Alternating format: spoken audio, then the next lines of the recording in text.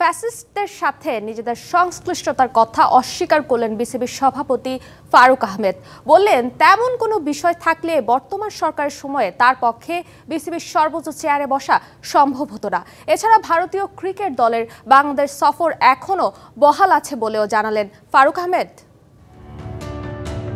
দেশের রাজনৈতিক পট পরিবর্তনের পর বিসিবির সভাপতির চেয়ারে বসেন টাইগারদের সাবেক অধিনায়ক ও সাবেক প্রধান নির্বাচক ফারুক আহমেদ। সম্প্রতি এই বিসিবি বসের বিরুদ্ধে অভিযোগ ওঠে বিগত সরকার সংশ্লিষ্ট লোকজনদের সাথে ঘনিষ্ঠতার। সেই বিষয়ে প্রশ্ন তুলতেই ফারুক শোনালেন যুক্তির কথা। আমি কিন্তু প্রেসিডেন্ট এই নতুন সরকারের, সো এটা কিন্তু আপনাদের বুঝতে হবে, নতুন সরকার যদি আমাকে দেখে যদি বিন্দুমাত্র কোনো সংশ্লিষ্ট থাকতো আমার, তাহলে কিন্তু আমি এখানে আসতাম না।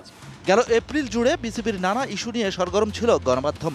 বিসিবিতে দুদকের অনুসন্ধান, দেশের ক্রিকেটের সর্বোচ্চ সংস্থার আয় ব্যয়ের হিসাব অনুমোদন, সেই সাথে বিসিবির টাকা রাখার জন্য সভাপতির ব্যাংক পরিবর্তন। সেই বিষয়েও নিজের অবস্থা ব্যাখ্যা করলেন ফারুক। ওটা তো আমি এক্সপ্লেন করেছি অভিযোগটা, ব্যাংক এটা যা আর ফ্যাসিজম কিন্তু এটা মানে এটা ম্যাক্সিমাম ক্ষেত্রে বানানো, কিন্তু এটা আপনি দেখবেন যে এটাতে আমি দীর্ঘক্ষণ আলোচনা করতে চাই, আমার ফ্যাসিস্টের সাথে কোনো সম্পর্ক নাই।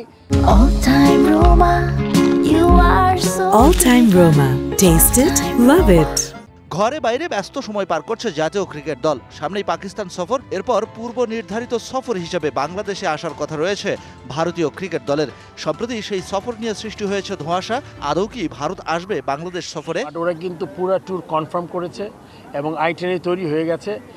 আসলে আপনি সিচুয়েশনটা তো আমি এই মুহূর্তে বলতে পারবো না, বাট এই মুহূর্তে পুরো ট্যুর আছে এবং এটা নিয়ে কোনো কথা আমি শুনিনি যে এটা হবে না। ভারতীয় ক্রিকেট দলের বাংলাদেশ সফর নিয়ে নেতিবাচক গুঞ্জন যদি সত্যি হয়, তাহলে ক্রিকেট কূটনীতিতে কতটা এগিয়ে অথবা পিছিয়ে বিসিবি সেটাও হবে পরিষ্কার। সুতরাং আরও একটা চ্যালেঞ্জ কি অপেক্ষা করছে ফারুক আহমেদদের সামনে? বিসিসিআই সেক্রেটারি ছিল জয়, তার সাথে কথা বলেছি। Shahan Papon, DBC news, Dhaka.